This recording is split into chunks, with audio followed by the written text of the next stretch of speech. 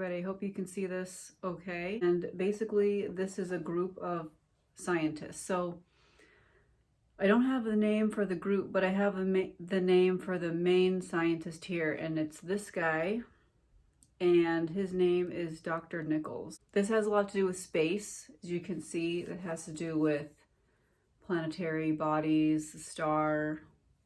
Here's a satellite. One of the scientists here, he looks a lot like Noam Chomsky, so I got a lot of images of Noam Chomsky in my head, but I know it was not him. It's just supposed to be some guy who, like one of the scientists that looks like him. And then these are conveyor belt things, machines that are moving this around planetary body. So it's supposed to be sort of like a planet or an energy bubble or something. And I took note on this guy, so I'll just go over my notes really quick. Yeah, so this is Dr. Nichols. There's a name for this project. So the name was Project Targon or Project Targeton. Maybe it meant Project Target On. So I wasn't totally sure, but there was like a name of what they're doing. And it's a neutral group. They don't consider themselves doing good and they don't consider themselves doing bad. They're just a group of scientists that are just doing something. That's what they're doing. It's not for the betterment of humanity, and it's not for any evil purposes either. It's just they don't really know if they're doing good or bad. They're just doing their jobs. What people on Earth would consider them doing is something supernatural or very spiritual, but these scientists do not consider themselves to be doing anything spiritual. They are just purely carrying out scientific endeavors. But we would consider, like people like me or other people that all live on Earth would consider it something highly spiritual, because we don't really have the same point of view as the scientists do. And one of the things that Dr. Nichols or whoever this guy is trying to tell us is that there's nothing mystical about outer space. There's nothing mystical about it at all. It's just another place. We are also in space, like we're also there. We're just as mystical as any of the planets in our solar system. He also wanted to say that things that we consider today as paranormal are really just science. It's really just everyday hard science. The universe is made of numbers. There's nothing good about the numbers and there's nothing bad about the numbers. The numbers are numbers. I mean, there's obviously a harmony and a beautiful natural balance about numbers and science, but there's nothing mystical. So this is not my opinion. This is his opinion. The paranormal is just science. What him and his group here are doing is they are involved in moving around the planetary bodies, but they are moving around the planetary bodies using like artificial mechanisms. So as you can see, we have these conveyor belt things that kind of move things around. So like this would be artificially created, but this is like natural energy. So you have more, it's still energy, like even though these are artificially created, it's still energy. Things can be moved. Planets can be moved, the moon can be moved. All these things in space can be moved, the Earth can be moved. And not only can they be moved, they are being moved. That's what he's saying. Nature will sort itself out for the greater good. So he also did talk a little bit about balance. They were doing everything in balance anyway, so it wasn't really a good or a bad thing, because nature will sort itself out. Nature's in the numbers, nature's in everything.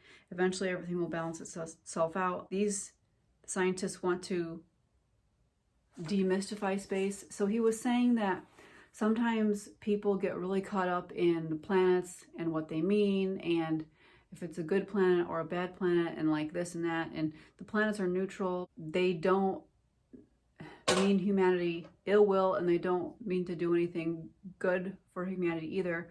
The planets are just planets, and then it's our beliefs that are what's important. So our beliefs about what the planets do and don't do are really the issue when it comes to humanity's belief system, as far as like luck and bad luck of a planet or labels that we give planets, it's not really the planet, it's us, and it's our belief.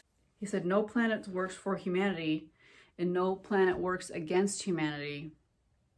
It's our beliefs that work for humanity, and it's our beliefs that work against humanity. The final message was kind of like, there's nothing in space for humans to fear, because our beliefs are the only thing that make us fearful.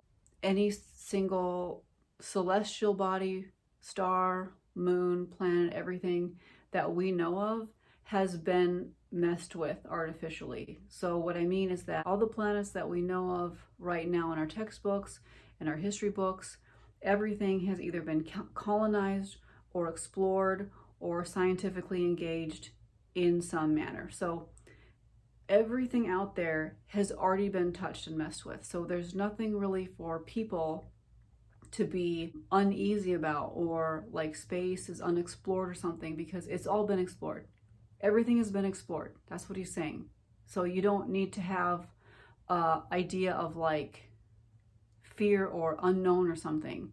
And that's what he was trying to say to us, is that everything out there has already been touched. So by a civilization or something, it's already been measured, it's already been accounted for. So everything's fine in its place. There's nothing to be scared of.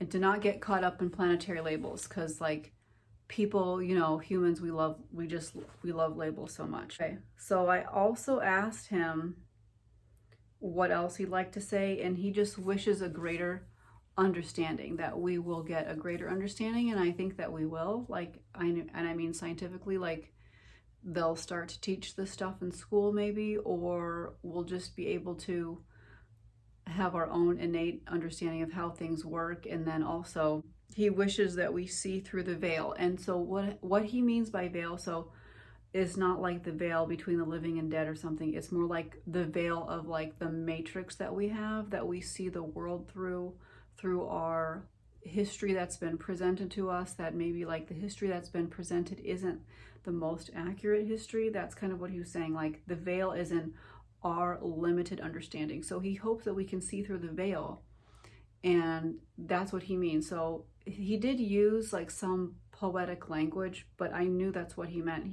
He also talked about the songs of the spheres, and so that to me meant more like he's talking about frequency, like different planets give off different types of sound waves. And he also said that Earth's oceans were particularly important. So I got the impression that even though this particular scientist is a person, he probably hasn't actually been to Earth. So I hope that you guys like this video. The ideas here are not my own. I'm just telling you what these guys had to say. Like and subscribe, and I will make another video before you know it. Thank you. Bye.